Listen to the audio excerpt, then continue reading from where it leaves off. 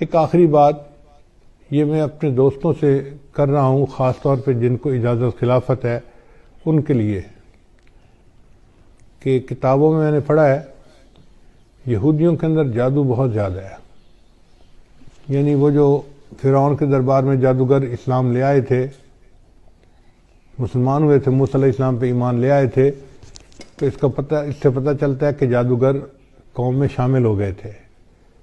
ویسے بھی سلیمان علیہ السلام کے زمانے میں جنوں سے لوگ جو ہے وہ جادو سیکھتے تھے، تو یہودیوں میں جادو بہت رہا ہے اور یہ جادو آج تک ہے. یہودیوں میں کچھ لوگ ہیں جو اسی پہ زندگی گزارتے ہیں اور اس کا نام ہے قبالہ.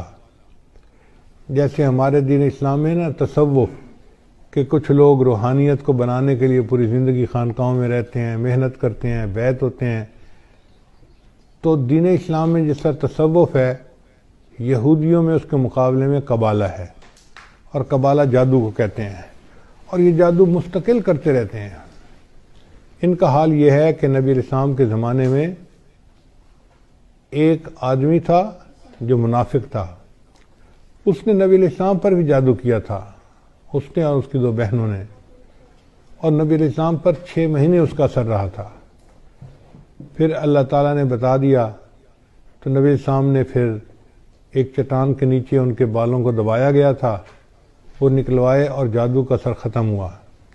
پھر اس کے بعد معوذتین نازل ہوئیں اور اللہ تعالیٰ نے ہمیشہ کے لیے جادو کا توڑ عطا فرما دیا. اب سوچئے کہ اگر اللہ کے حبیب صلی اللہ علیہ وسلم پر بھی جادو کا اثر ہو سکتا ہے تو بھئی ہم کس کھیت کی گاجر مولی ہیں. تو یہ یہودی مستقل جادو کرتے رہتے ہیں. کتاب میں لکھا ہوا تھا کہ ان کے جادو کرنے والوں نے بتایا کہ جب خلافت عثمانیہ کو توڑنا تھا تو ایک ایسا یہودی تھا کہ جس کو مستقل انہوں نے جادو کے لیے بٹھا دیا تھا. جب تک خلافت عثمانیہ ٹوٹ نہیں گئی وہ اپنی جگہ سے ہلتا نہیں تھا. یعنی اس کی مثال ایسے ہے کہ جیسے ذیلی جماعت والے گشت کے لیے نکلتے ہیں نا، تو ایک جماعت کو ذکر کے لیے بٹھا جاتے ہیں، بھئی جتنی دیر ہم گشت کرتے رہیں گے آپ اللہ اللہ کرتے رہنا، برکت رہے گی. یہودیوں کا یہی حال ہے کہ وہ جب کوئی کام کرنا چاہتے ہیں تو کسی کو جادو کے لیے بٹھا دیتے ہیں. تو اگر وہ جادو کے لیے اس طرح بٹھا دیتے ہیں اور کرتے رہتے ہیں تو اس وقت جو روحانیت کے میدان میں آگے بڑھنے والے لوگ ہیں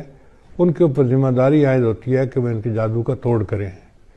اور ان کے جادو کا توڑ 2 ہی طریقوں سے ممکن ہے. ایک تو جو حفاظت کا ہزار بتایا گیا ہے اپنے اوپر بھی کریں، پوری امت مسلمہ کے مسلمانوں پر کریں،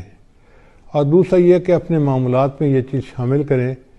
کہ معاملات بھی کریں اور 15 منٹ آدھا گھنٹہ ان جادوگروں کے اوپر غائبانہ توجہ بھی ڈالیں کہ اللہ ان کے دل میں مسلمانوں کا رعب ڈالے اور ان کے شر سے اللہ مسلمانوں کی حفاظت فرمائے. تو اس میں ایک تو امریکہ کا جو صدر ہے اس کو بھی شامل کریں، اسرائیل کا صدر ہے اس کو شامل کریں، انڈیا کا صدر ہے مودی اس کو بھی شامل کریں، اور اس میں سارے اسرائیل کے یہودیوں کو اور ان کے خاص طور پہ جو قبالہ کے جو لوگ ہیں ان کو شامل کریں، تاکہ ان کے دلوں پر اللہ تعالیٰ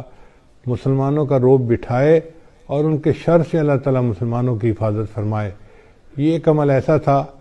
جو ابھی میرے علم میں آیا کہ اس کو کرنا ضروری ہے، اس لیے میں نے بتا دیا کہ خلفاء حضرات خاص طور پر اس بات کو سمجھیں اور اس ذمہ داری کو پورا کریں. یہ امت لاوارث نہیں ہے، اس کی ذمہ داری روحانیت کے مشائخ کے اوپر ہے، ہر سلسلے کے مشائخ کے اوپر ہے، مگر کم از کم ہم تو پورا کریں نا. امید ہے باقی اولیاء کرام اپنی جگہ پہ دعائیں کر رہے ہوں گے اور توجہ کر رہے ہوں گے، ہم بھی اس میں شامل ہو جائیں گے تو اللہ تعالیٰ ہمیں ان کے شر سے محفوظ فرمائے